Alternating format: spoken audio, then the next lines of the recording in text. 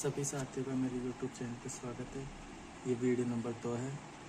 आज हम पढ़ेंगे टैली में यूज होने वाली महत्वपूर्ण शब्दावली। जैसे कि आपने पढ़ा होगा ट्रेड, व्यापार, जिसको इंग्लिश में कहा जाता है ट्रेड। लाभ कमाने के उद्देश्य से किया गया वस्तु व सेवाओं का क्रय विक्रय। वस्तु या सेवाओं का क्रय विक्रय क्या कहलाता है? व्यापार। उसका उद्देश्य होना चाहिए लाभ कमाना। जैसे लाभ कमाने के लिए हम वस्तु का क्रय करते हैं, विक्रय करते हैं। ऐसे नहीं कि खरीद लिया वो बेचना भी चाहिए, खरीदना चाहिए, बेचना चाहिए। उसको कहते हैं व्यापार। पैसा, पैसा मतलब प्रोफेशन। आय अर्जित करने के लिए किया गया कोई भी काम या कोई भी साधन जिसके लिए पूर्व प्रशिक्षण की आवश्यकता होती है वह कहलाता है पैसा। जैसे कि पैसे से का एग्जांपल देने के लिए मैं आपको बताऊं, जैसे डॉक्टर आय अर्जित करने के लिए सबसे पहले है ना वो खुद पूर्व प्रशिक्षण पहले वो प्रशिक्षण करता है, सीखता है कि डॉक्टर बनने के लिए पढ़ाई करना पड़ता है, कैसे क्या करता है, फिर वो प्रैक्टिकल करता है, फिर जाके वो डॉक्टर बनता है। डॉक्टर बनने के बाद फिर अपन डॉक्टर को दिखाते हैं, डॉक्टर अपन फीस देते हैं, वो उसकी आय हो गई। वकील को भी अपन केस लड़ने के लिए जो पैसे देते हैं वो वकील भी हो गया। जैसे इंजीनियर भी एक पैसा हो गया।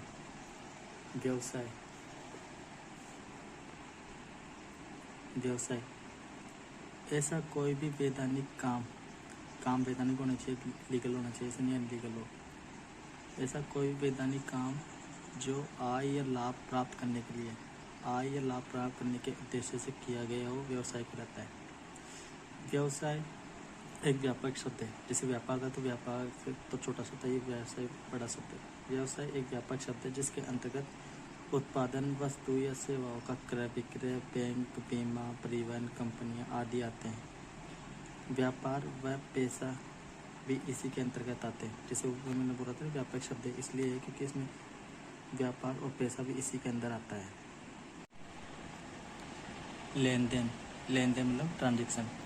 व्यवसाय में माल, मुद्रा या सेवा के पारस्परिक व्यवहार या आदान प्रदान करने के लिए आदान प्रदान को लेन देन कहते हैं। एक चीज ध्यान रखना, लेन देन मौद्रिक होना चाहिए जिसे अपन मुद्रा में मापा जा सके। जैसे कोई व्यक्ति ईमानदार है, सुंदर है, अच्छा है, तो ये उसके गुणों को इसमें नहीं लिया जाएगा, उसमें होना चाहिए कि उसको मुद्रा में मापा जा सके।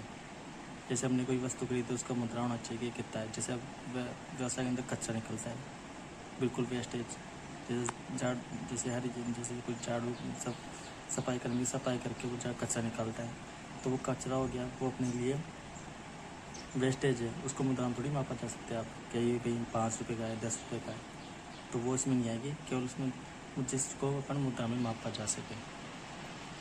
लेन देन मुद्रा से संबंधित होता है। लेन देन किससे संबंधित होता है? मुद्रा से, इसलिए इसे फाइनेंशियल ट्रांजैक्शन भी कहते हैं। क्योंकि मुद्रा से संबंधित होगा इसलिए फाइनेंशियल ट्रांजैक्शन भी कहते हैं। लेन देन 2 प्रकार के होते हैं। लेन देन कितने प्रकार के होते हैं? 2 प्रकार के, कैश ट्रांजैक्शन और क्रेडिट ट्रांजैक्शन। कैश ट्रांजैक्शन का मतलब नगद लेन देन, क्रेडिट ट्रांजैक्शन मतलब उधार लेन देन। जब सौदे का तुरंत भुगतान किया जाता है तो उसे नगद लेन देन कहा जाता है। जैसे हमने माल खरीदा और उसका इंस्टेंट कैश पेमेंट करके आ गया, नगद ट्रांजैक्शन हो गया। जैसे हमने किसी ने अपने पास से ग्राहक ने अपने पास से माल खरीदा और उसने तुरंत उसका कैश का भुगतान कर दिया तो वो नगद ट्रांजैक्शन हो जाएगा। जब सौदे का भुगतान भविष्य में किया जाता है तो उसे उधार लेन देन कहते हैं। कभी कभी व्यापार में ऐसे तो नहीं कि सारे के सारे नगद देखे जाते हैं, उधार भी रखवाते हैं। जैसे अपन क्या माल खरीद लेते भाई इसे बोलते कि भैया हम 2 दिन बाद में आपको पेमेंट दे देंगे, तो वो उधार लेन देन हो गया। मतलब एक तरह से आप ये देख लो, यदि नगद पेमेंट करके आया तो वो नगद लेन देन हो गया, और यदि वो कोई 1 दिन 2 दिन बाद में पेमेंट कर रहा है उसे कहते हैं क्रेडिट लेन देन, उधार लेन देन। माल सभी व्यवसाय में माल अलग अलग हो सकता है। जैसे व्यवसाय द्वारा, अब माल के डेफिनेशन देख लो, व्यवसाय द्वारा जिस वस्तु या सेवा का क्रय विक्रय किया जाता है वह उस व्यवसाय के लिए माल होता है। जैसे एक फ्रिज का व्यापारी है, उसके लिए फ्रिज क्या होगा? माल। क्योंकि वो फ्रिज का क्रय भी करता है, विक्रय भी करता है। और यदि अपन दुकानदार है, अपना क्या एक ऑफिस है, ऑफिस के अंदर अपन क्या करते हैं, अकाउंटिंग करते हैं। अब अपन ने क्या फ्रिज ला रखा है ताकि गर्मियों में ना ठंडी पानी बोतल रख सके।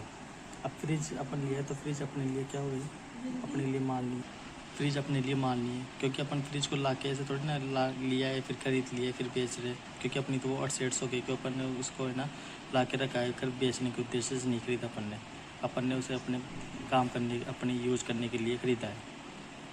लेकिन यही चीज़ किसी और के लिए माल हो सकती है। इसलिए मैंने आपको पहले ही कहा था कि सभी व्यापार में माल अलग अलग हो सकता है। जैसे मोबाइल के शॉप पर जाओगे तो मोबाइल उनके लिए हो गया माल। और यदि अपन मोबाइल खरीदते हैं अपन ऑफिस के उद्देश्य से, तो अपन क्या है वो माल नहीं असेट्स हो गए, क्योंकि अपन मोबाइल को बेचने के उद्देश्य से नहीं खरीदे। तभी इसमें लिखा है उस व्यवसाय के लिए माल होगा। देखो अब जैसे एग्जांपल दे रखा है, वस्त्र विक्रेता द्वारा खरीदा गया कपड़ा, यह उसके लिए माल है। शक्कर मिल द्वारा खरीदा गया गन्ना माल है या निर्मित शक्कर। फर्नीचर के व्यापारी द्वारा फर्नीचर बनाने के लिए खरीदी गई लकड़ी व तैयार फर्नीचर, ये उसके लिए माल हो गया। आज हम यहीं तक पढ़ाई करेंगे। अगला वीडियो नेक्स्ट क्लास में डालेंगे। सभी साथियों को बहुत बहुत धन्यवाद। यदि आपको मेरी मेहनत अच्छी लग रही है तो इस चैनल को सब्सक्राइब करें और लाइक करें। मैं आपके लिए ऐसे ही कंटिन्यू वीडियो लाता रहूँगा। मैं इस वीडियो के माध्यम से आपको टैली की बेसिक जानकारी और उसको टैली को चलाना, उसे कैसे क्या यूज होता है टैली, वो संपूर्ण जानकारी आपको दूंगा। सबसे पहले उसको प्रैक्टिकल करवाने से पहले उसे थ्योरी समझाना आवश्यक है। मैं खुद कॉमर्स का बंदा हूँ। यदि आपको कुछ प्रॉब्लम हो तो आप कमेंट कर सकते हो, सर मुझे ये समझ में नहीं आया, उसको थोड़ा और डिटेल से बता दूँगा। मैं ये वीडियो यहीं समाप्त करता हूँ। आपका बहुत बहुत धन्यवाद मेरी वीडियो देखने के लिए।